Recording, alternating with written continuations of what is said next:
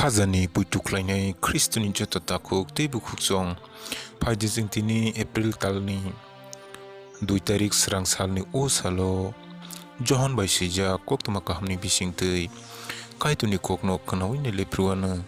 Johon chapter 5 ni verse number 17 ni simi tirijora haki Jishu borokno haihini saka afa samong klaimang tongo angbo ma klai tongo Jishu okok samabaino judai hodarok bono tibo butharna muchungjakha bo sabat chalra khugia abo simia kaitu nobo afa hanebo sakno kaitu be baksa khlaikya aboni bagino Jishu borokno haihini saka ang norokno soino kubui koksawo sajla bini baibo mungsafano klaya bufano klaima nokmano simise bo klayo bufa klaimani abunono sajlabo klayo tamni hunki bufa sajlano hamjago hakebo klaimarokno bebakbono phunugo bobono omorokni slai fano samongkotor rok phunugana haki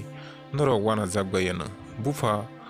kuthirokno muthangai tisama hai sajlabo abo haino bo kha kama borokno muthango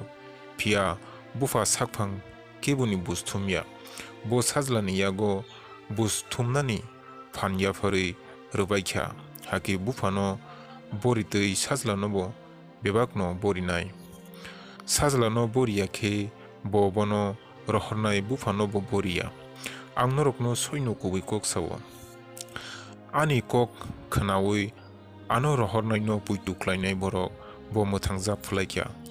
bo busthumjak liya tamokhe bo thunani lama barui thangnani lamao sokpaikya angnorokno soino kubui koksawo omotui sal phairurgo abo tabukno sokpaise tongkha afuru kuthirok kaituni sajlani khorang khanawana haki khnanairok thangjawana bufa sakphangno muthangnaisa wngma hai sajlanobo ahaino bo muthangnaisa swnamkha pia bo sajlano busthumnani phanrokha bole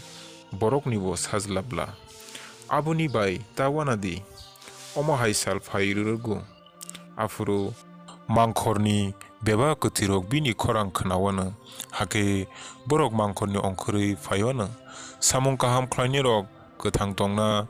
bagui thangai basanai pia samong hamya khlainirok khe majra berjakna bagui thangai basanai ani bai ang mungsafano khlai manya kaitor ano sama haise ang busthumo hake ani bus thumani abo soisi tamni hunke ani muchungtui ang khlaina naya ano rohornaini muchungtui simise ang khlaina nayo mongka subrani kokuthar subrai Jishu Kristo ni mong lobjakthang